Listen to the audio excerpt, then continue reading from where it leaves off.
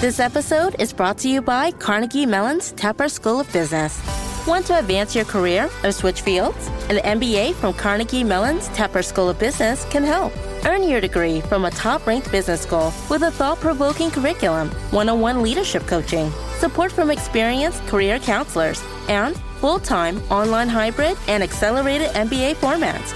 Join the intelligent future. Visit cmu.edu/Tepper to learn more. I've literally been on calls where, again, the CEO is going through some sort of moment and they say something that completely derails the conversation. And you will see everyone else on their team with those confused, blank face of what just happened, where are they going with this, and what are we doing now? It's not even like, shoot, if you love the sign, cool. We can riff off of that. We can figure that part out. It's more of when they're communicating of what they want to do and why, where a lot of times there is no why. It's like, I don't know why we need to do this, but it's just a feeling. It's just a feeling, guys. I got that tingle. That's where they start losing us and losing the team, and it doesn't work out. This is your time. How can we earn twice as much in half the time with joy and ease while serving the highest good? That is our guiding question here at the Free Time Cafe, your home for heart-based business. I'm your host, Jenny Blake. Join me for conversations with authors, friends, and fellow business owners as we explore ways to free your mind, time, and team to do your best work. Now, on to today's show. Welcome back, Free Timers. I'm just over here cracking up with my friend Adam Chaloeicheep, who's back for the third time on the pod, debating whether he's had too much coffee or not enough. In our last conversation on how to know when your business brand has become a liability, he mentioned this thing in passing, the Jekyll and Hyde brand. And then he mentioned a Franken-Brand. And it turns out that these are part of 4 personas or types of clients that tend to come to them. And so I asked if we could do another one, third round, and talk more about those 4 personas and also biggest mistakes when doing brand strategy. Adam, welcome back to the pod. Thank you for having me and entertaining my over-caffeinated personality right now. So I'm stoked to get into this. Me too. And I should remind listeners, if you're new here, go listen to episode 45. That's where we go behind the Free Time brand. Adam is the co-founder of Together Agency with his wife, Mari, who I had the great pleasure of working with for 5 years in the early days of JBE. And they've done every single rebrand in my business or new brand. So they did JennyBlake.me when that existed. They did the pivot brand strategy and a lot that went into the book cover design. We had to really wrestle with the publishers on that one. And then Free Time, book, brand, podcast, swag, BFF, you name it. So Adam, well, I'll let you start wherever you want. I'm just so curious about these 4 personas. And listeners, you can, I guess, see which one might apply to you. I'll go through them quickly and feel free to ask questions around them. We see all sorts of clients, so they will range widely. But usually 95%, they all fall into a certain category. So the first one is what we call the blank canvas. And that is essentially you have a business idea, but absolutely nothing else. The next one is what we call the Jekyll and Hyde, which we're talking about. And that's essentially where your brand has gotten them so far and now holding them back. A very famous one is the Frankenstein. That's essentially when you have done a logo over here with someone, you then 6 months later done a brand strategy over here, then 2 months later you hired a copywriter over here, and everything is just a hot mess. And again, put together like a Frankenstein. And then the last one is like a tune-up, where it's really what we talked about last time, like a brand refresh, and essentially getting a tune-up of your brand to stay relevant and stay up to date. And if there are some kind of old elements, timely old elements that are still part of the brand, to rethink those. I love the Jekyll and Hyde one. How come you came up with that name for it? Because even the client wrestles with it, right? Oh, yeah. They know their brand is liability, and they know that it's been working so far, but there's something about it that is going to work against them. The brand in itself is working, but it also can become an enemy for growth. So these are really the 4 personas. It's almost like the stage of brand status of the clients that come to you. So it's not that there's brand archetypes, because I've had actually previous guests talk about that. I'll put that in the show notes. It's not the archetype of their overall brand. It's the stage that they're at when they come to you or they need some brand strategy work. Is that right? Exactly. And a lot of times through those first calls with a client and really trying to understand where they're at, they might think that they just need a tune-up. And then through the conversation, they're like, holy crap, we're actually in this Jekyll and Hyde moment here. And so through that discovery, it does help them understand what they need to do to go forward. I think you need to rename the blank canvas to some kind of the zombie, or maybe that one's the ghost, and then Jekyll and Hyde, Frankenstein. And then what's the tune-up? We need some kind of scary monster. Yeah, we could do holiday themes. That'd be fun. Yeah, you have 2 out of 4. So the tune-up needs to be like the freshly minted vampire. I don't know. Hungry vampire. I think that they're all fun. Whatever stage you're at with your product and with your brand, these 4 stages, they're all fun to dive into. But I think we love the blank canvas. I think there's something really intimate and honoring of that, really get in the weeds of even understanding the business strategy as well. We try to really bring a business strategy perspective to the brand strategy process anyways, but it's just really get into the business idea and really distilling that is a really fun part of the process. So just talking about these out loud, I feel like we get a lot of the blank canvas, and sometimes that's where the startups come in. It's fun. Yeah, or branding, like in my case, a book or a podcast. So it's not the business overall. In fact, Jenny Blake Enterprises has no brand. It's a ghost brand. It's a shell company. Yeah, but Free Time was so dope though, because yes, it was an idea of a book, but there's a platform and there's all these other kind of verticals that make up this kind of media company. So for us, it's so fun. And also this kind of ties into like what we're looking for in a client. You also kind of fit the persona of a great client for us. So that also makes it an enjoyable process. Oh, thank you. I actually wanted to ask you about that because I was putting myself back in the shoes of when we would start a project together. And I remember always being nerve-sighted, as my friend Alex would say, totally excited and also nervous. I was often stretching myself and financially, but also kind of nervous doing this collaborative process with you and your team and not knowing how it was going to turn out. And I'm going to spend all this money. What if I'm not happy? I think every client just goes through these kinds of concerns. And I remember also wanting to be a good client for you. That's my people pleaser.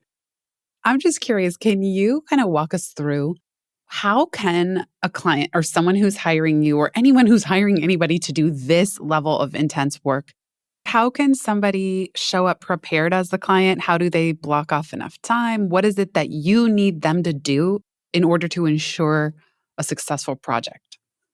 Well, let's talk about the mindset that is best serving you and the brand that we're going to create and work on together for the next 3, 4, 6, 8 months. First off, it's going to be a long-term engagement. We're going to really get to know each other. What we like our clients to know when they're coming in is that first, it's a very collaborative process. And you were great with that. So be prepared to take the time to invest in discussions, workshops, surveys. We really encourage our clients to write down their thoughts. Don't just spew them out. You know how it is when you actually write them out on paper on your computer. They become so much more concise and you think internally to yourself about what you're trying to say and give that type of feedback and direction. Another big one that is really important for clients to know, sometimes these fall into the camp of like when it comes to the rebrand, you have to understand that branding is very emotional. For one, that's what we are actually trying to convey through branding is building a relationship through those emotional cues. So when it comes back to your brand, we get it. This is kind of like your business baby. You might be coming to us with an existing name, an existing logo, and you probably know the name needs a change. And you know we need a rebrand, but change is hard just in general. Every time we're about to present something, we're like, you're about to be thrown into the ice bath. You hired us to be thinking about your brand, to be authentic, but also think outside of the box. Anything new, especially the more attached we get to our current business and brand, it's just hard. It's just hard to be thrown into the ice bucket. We are also strategy first.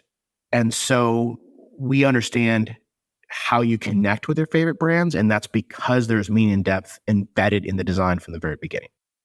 If you just come to us and say, hey, copy what they're doing over here, or just spit out a few logo designs without really solidifying the brand first verbally, we're just not your team.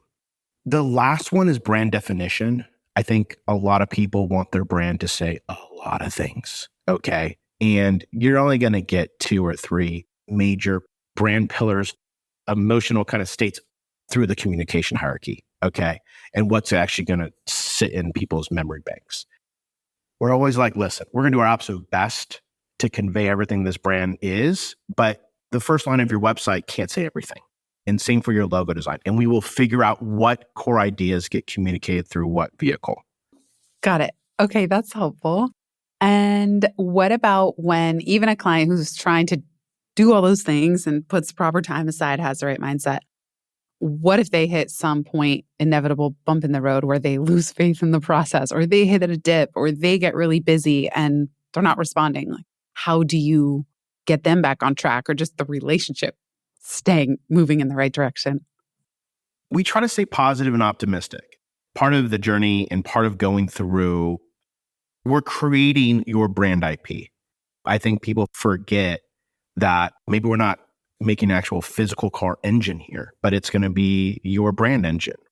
There are always going to be bumps in the road, and we might not see eye to eye, but know that we're your trusted advisors. You hired us because of our decades of experience in what we're doing.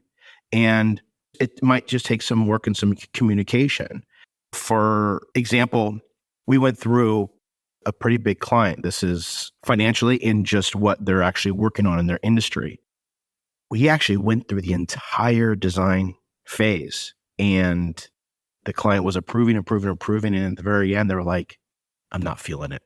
They gave us the reasons of what they felt they weren't emotionally connecting with, and they felt very strong that we needed to get this one part right before we moved on to everything else. So we had some discussions about back and forth about some new options that we could go on. There was going to be additional fees and having to figure out, and they understood that.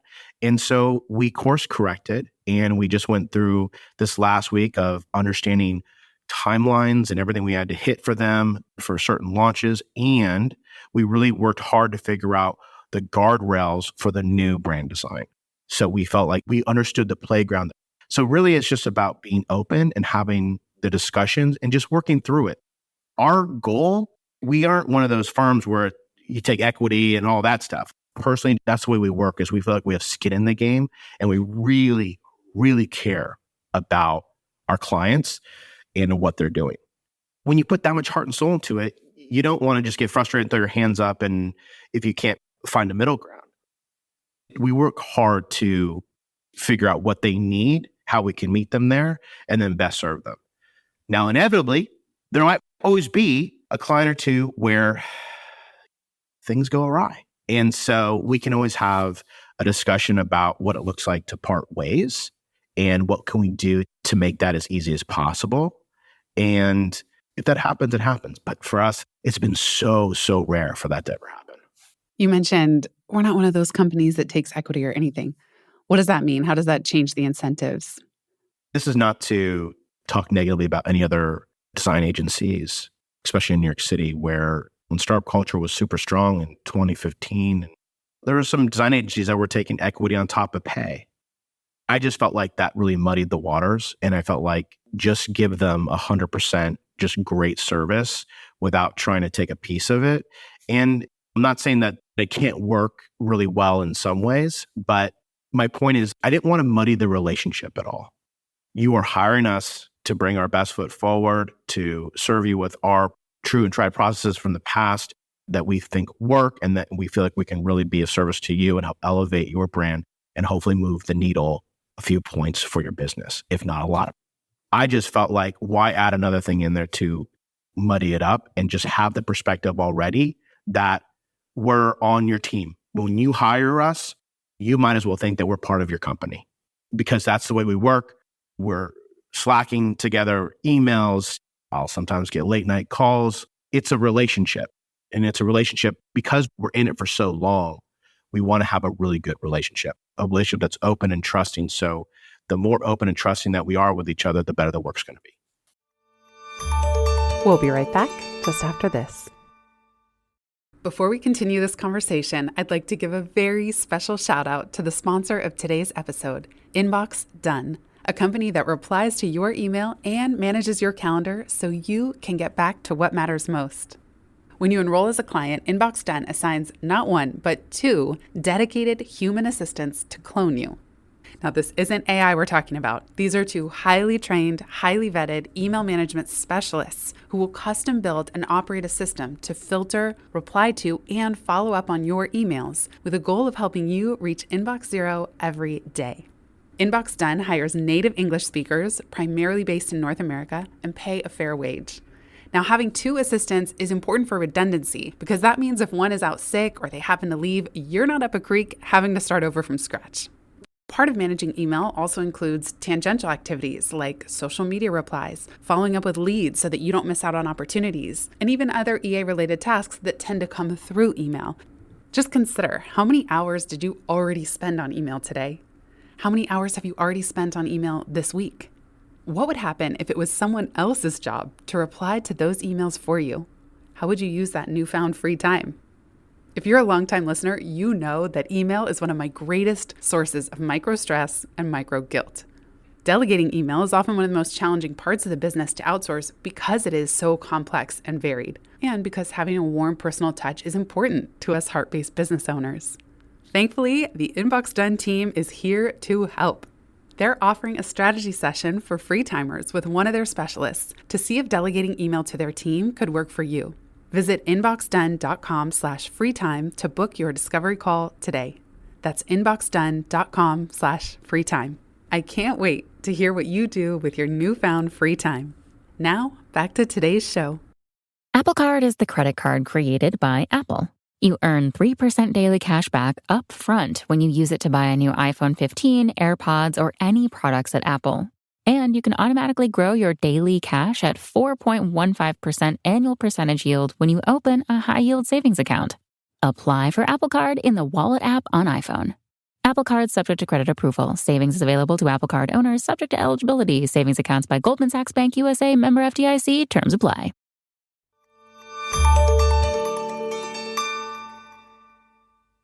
Okay, what happens when the opposite is true? Like, for some reason, it's just not the right client. And who is not the right type of client? Like, we are all business owners here, free timers. We know what it's like having a client that drains your energy. It's just like, we don't have to name names or anything, but I'm sure you've had them. You've been at this for, 15 years now, if not more. So what are the types of clients that you would just rather not have? I don't know if I'm just getting old or what, but this list is growing for me. As it should. I feel like that's the wisdom of being in business, discernment. Yeah. Give us the dirt. I want to know all. So what we've learned over the years, and this happens from time to time. One that comes to mind right away is just having too many cooks. The old saying, too many cooks in the kitchen. What I mean by this in regards here is that we've had clients in the past say, oh, hey, I got a great friend who's a super talented designer and they're working on something else for me. I might just kind of have them work on a couple of logo options once the strategy's done on just their end. I'm just going to do it just to see what they come up with as well. But really hiring you guys to actually come up with a brand system. On the surface, you're kind of like, okay, cool. It's your company. If you want to have someone else explore stuff too, I guess that's interesting. But then in hindsight, I'm like, oh, if they're not plugged into our team and the way we work and our processes and understanding, part of the reason you're hiring us is because our team's synergy together is a secret power, right? It's a superpower. It's a secret sauce. It will help elevate and create whatever we're thinking to the next level. When you bring in someone who maybe hasn't been vetted or is working as like an outside person on a design system like this, it becomes very disjointing for the team. It can also hurt morale.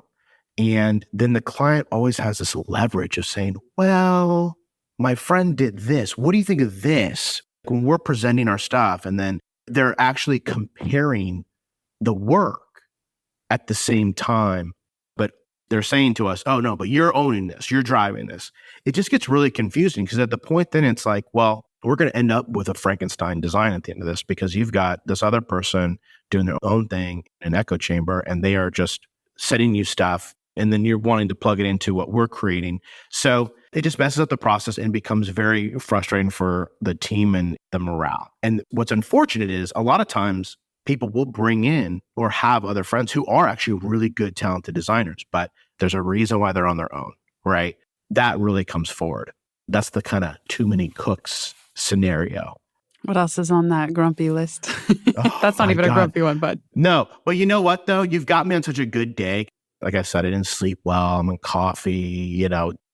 So I actually woke up really grumpy. So this is a great conversation to have.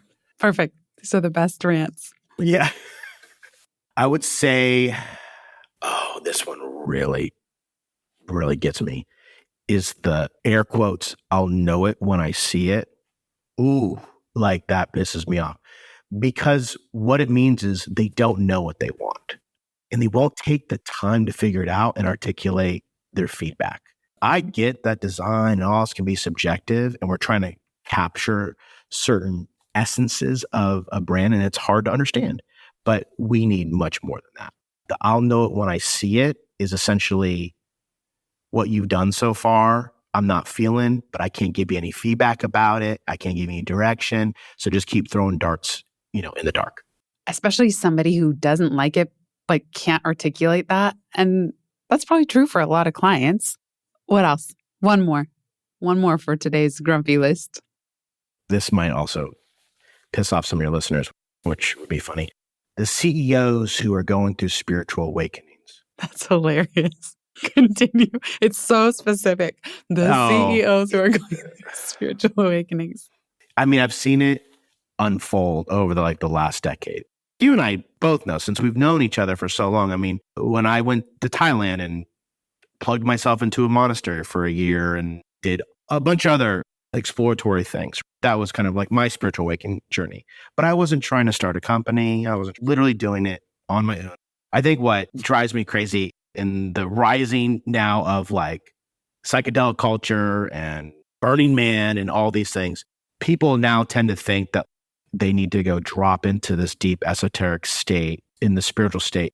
It's like what Adam Newman did from WeWork. He was trying to say everything was about elevating the world's consciousness, blah, blah, blah. And I'm like, come on. When you're sitting and bathing in the esoteric and you're navel gazing, you can't build a company. I think that when people go through spiritual awakenings, they think that, this new venture is my calling. Now, maybe part of that down the road is, but you can't lead, you can't be pragmatic, you can't think about the next steps if you are going through some sort of internal crisis around spirituality and whatnot. Well, and Burning Man attracts a lot of people from the tech community. So having lived and worked in the Bay Area for a long time, I can tell you that. It doesn't take a rocket scientist to see it. I'm curious, how does it affect the brand work that you do? Okay, someone's going through a spiritual awakening. We've all been there. And we've helped each other through it. But what is it that makes that so challenging for the brand strategy process? I love how positive you are about it. I'm so down on the spiritual way. Hashtag no judgment. No. I don't know. I'm a brand guy, so I think I'm full of judgment. It's hilarious. You and Michael. Michael is the grumpiest. What I'm wearing, what anyone else is wearing. I'm like, excuse me.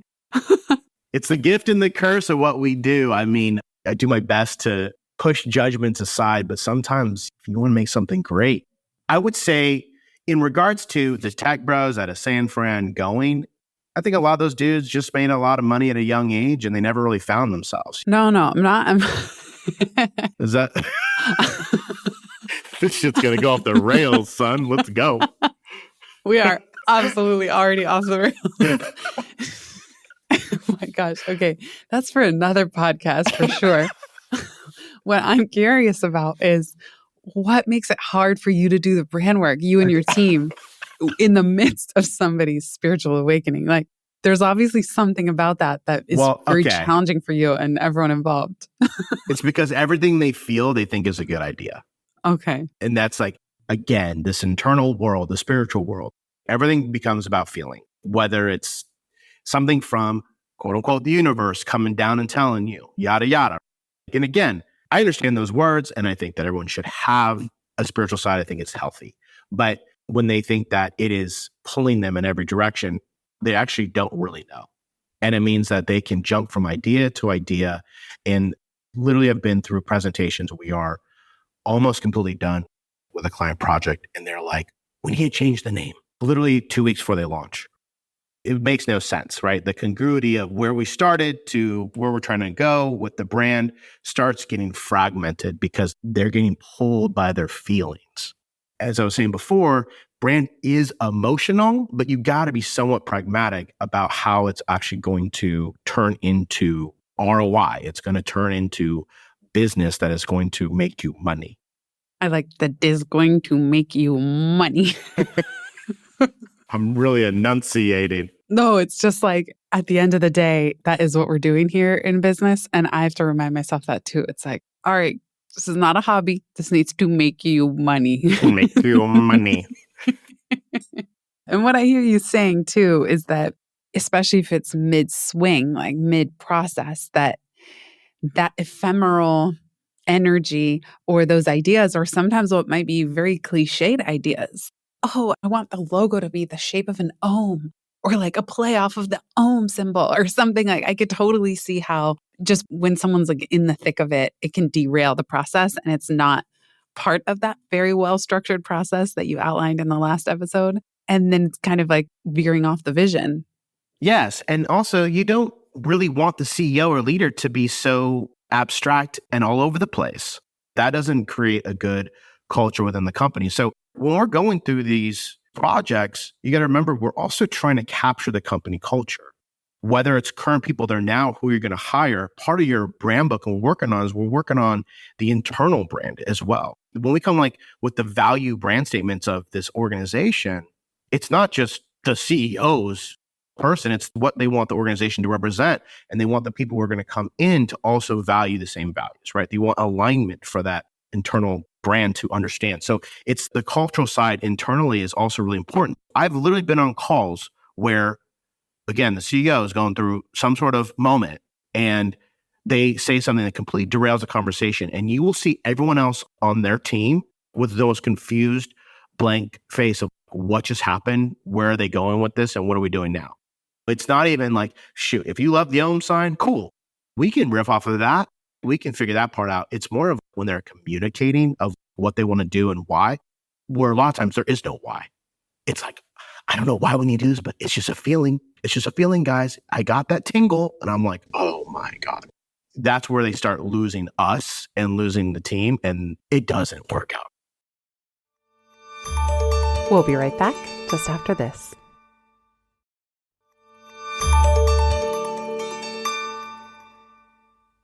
Many a Tumblr and a book and a blog has been about like these types of client stories, especially in the design world. Why is it that design brings out such nightmare client stories?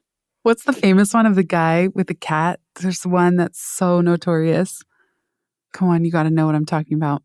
Oh, guy with the cat is everything on the internet. Oh, I'll try to think of it. There's a famous like multi-page Word document of a guy. Might even be fiction, but going back and forth with a design client. Oh. Now I'm going to have to Google guy with cat, horrible design client. You know, I think that for a lot of years, and I think this is changing, and this was the whole reason why I wanted to start this agency back in 2014, was because I felt that designers were the new entrepreneurs.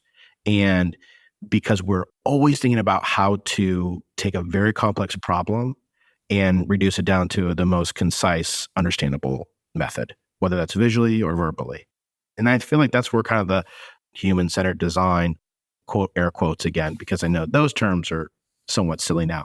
But it's like we're always deducing to what is going to make the most sense, visually, pragmatically, phonically. And so for a long time, designers were always in the back room, stuck in the back corner at ad shops, at other places. And it was always like the sales reps who were glorified, or the big creative director or the CMO. And a lot of times they're giving feedback and everything, but it's those really great senior level people, mid-level designers who are coming, or even some of the really young guns out of design school that are coming in, and they're just coming up with new, fresh stuff that no one's thought about. It takes me back to even when I was in my undergrad. When I was an undergrad, I was working for the newspaper. And when I was there, it did a lot of ad revenue. We were doing $1 million a year in ad revenue for a little school paper. Like, that's a pretty big deal. And I just remember I was running the advertising department on the ad production side, and we were stuck in this back little corner. And when I moved up to manage the entire team that following year, I negotiated with the sales team and said, let's mix let's do an account person, then a designer, account person, designer. And let's put everyone in the same area and start working, have the same energy. The account people can actually see how much goes into designing an ad and creating a great ad and the production behind it. And then the designers themselves could see how the accountants operate and the quotas they're trying to fill and the timelines that they're trying to look at. So we get a holistic idea of what the world was for each of the departments, because all it was back in the day was designers were stuck in the corner and they're complaining about the account people. The account people are stuck over this corner. They're complaining about the ad people.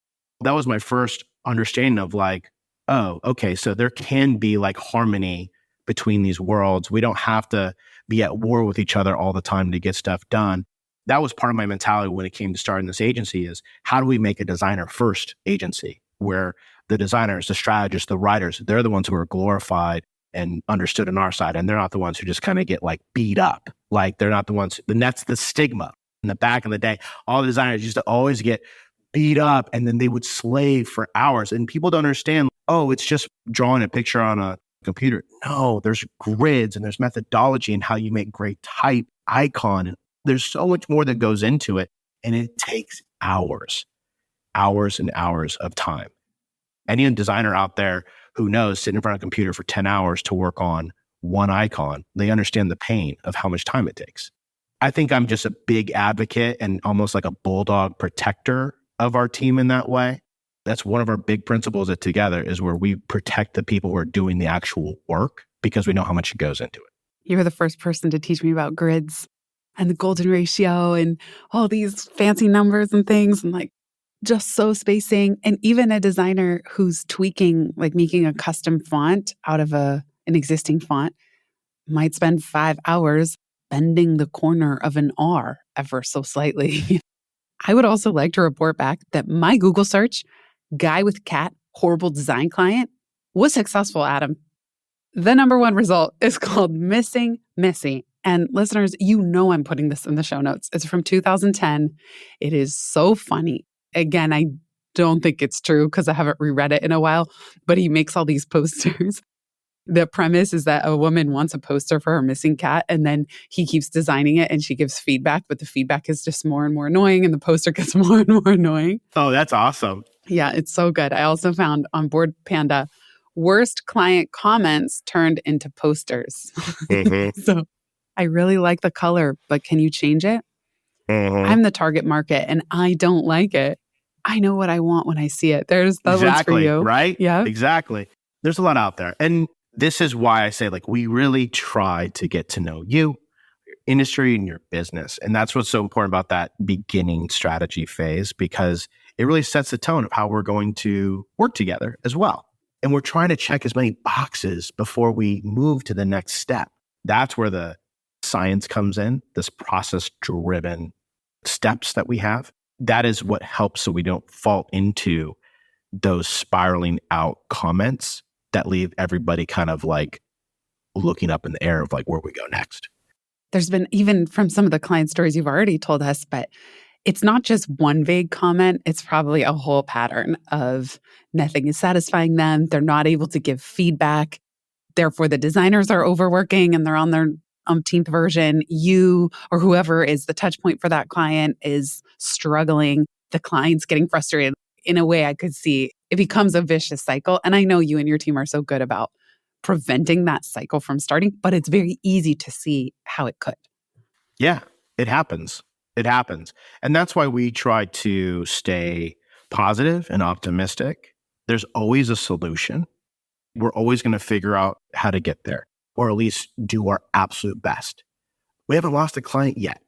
Sometimes it does take a little bit more, but that kind of falls into what we're talking about. Like, we need to understand where they are at as a company. Things feel new. Sometimes it doesn't feel fresh. It feels like you're being thrown into an ice bath. There's shock.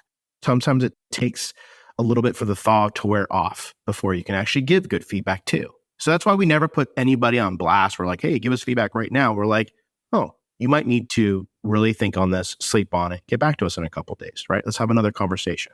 We build into our timeline, we cushion in extra time for reviews, for feedback, just in case we're not aligned on something, and we figure it out. Two things that makes me think of. One, there's always a solution.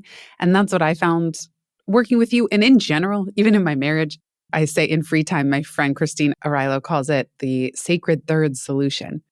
And what I found going through the design process is that maybe V1 was close, but not it. V2 was close, but not it. Then I start getting worried. I'm going to be one of your nightmare clients.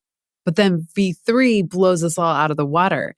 And in a way, it was worth pressing ahead. It was worth, because it is like a cold plunge when you first see a design, because there's this very fuzzy vibe happening in the creator's mind or the owner's mind.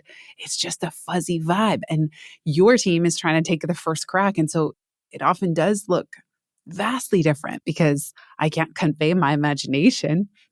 And then the point you said of you got to sit with it. And I remember you telling me that more than once. Sit with it. Let it simmer. It is surprising at first. It's almost like if a fashion stylist comes and gives you a new wardrobe, you look at yourself in the mirror, you're like, that's not me. I'm wearing dirty sweats every day. It just doesn't look like you. But that doesn't mean it doesn't look great. It's just that there's this jarring moment of having to sit with and imagine that new thing. And so I think sometimes there is nuance there of when it's not right yet versus, oh, it's just so surprising. I have to sit with it. And actually, I can cozy up into this. But I think, I'd imagine you've nailed it, because at least is my experience as the client. It's like, this is it. Hallelujah. You start hearing angels singing because it really clicks when it works. Yeah. This happens a lot more in like the blank canvas phase. If a client's in the blank canvas, there are going to be maybe some more iterations because we're taking something that was an idea and making it concrete.